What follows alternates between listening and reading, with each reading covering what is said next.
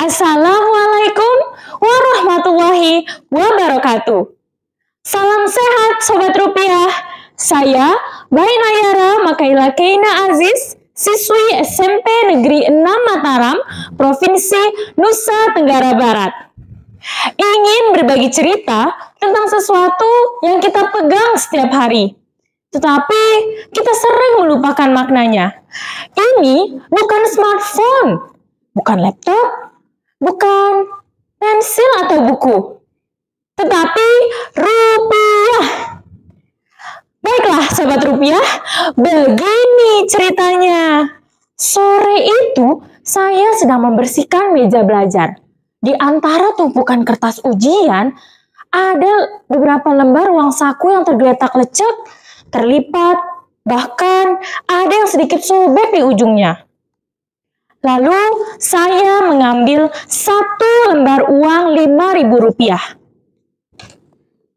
Diam-diam saya tersenyum dan berpikir, sepertinya ini cukup ya untuk beli es teh dan gorengan. Tetapi saat menggenggamnya, saya merasa ada sesuatu yang aneh. Seperti ada yang berbicara, Sobat Rupiah. Suara itu lirih, lembut, seperti suara yang sudah lama terdiam dan akhirnya berani berkata, "Maaf, aku sudah tak seindah dulu, tapi aku masih setia padamu." Saya pun terdiam. Jantung saya berdegup lumayan kencang. Duk-duk, duk-duk. Apakah saya sedang dihantui oleh selembar uang? Gumamku. Aku pernah berada di tangan ayahmu saat ia membayar listrik. Aku ikut dalam dompet ibumu saat ia membelikanmu seragam sekolah.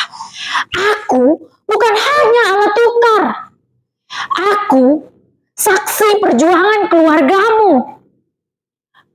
Saya menelan ludah. Tiba-tiba uang itu terasa berat, Sobat Rupiah.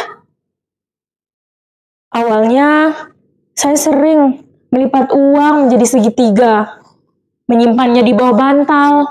Bahkan saya sering mencoret-coretnya karena bosan di dalam kelas. Dan wajah pahlawan di uang itu saya tambahkan kumis dan topi koboi dengan spidol berwarna hitam. Ya, saya pikir itu lucu. Tapi kini terasa menyedihkan. Kalau aku rusak, tak lagi berharga, bukan cuma aku yang hilang, tapi juga hormatmu pada negeri ini. Saya meletakkan uang itu perlahan dan mulai memperhatikan lebih dekat. Benang pengaman, tanda air, tinta berubah warna.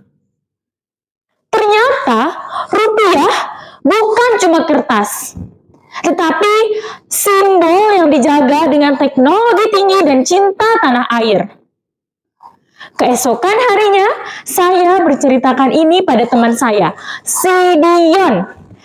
"Hai Dion, kamu pernah dengar nggak uang bisa bicara?"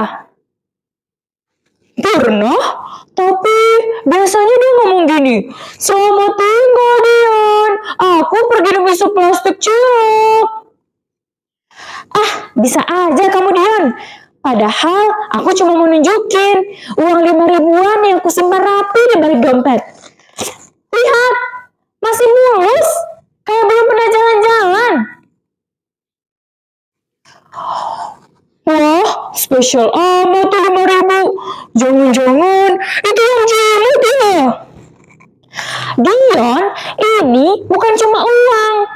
Di setiap rupiah ada cinta pada tanah air, ada kebanggaan menjadi bagian dari Indonesia, dan ada pelajaran supaya kita nggak cuma pakai uang, tapi paham maknanya."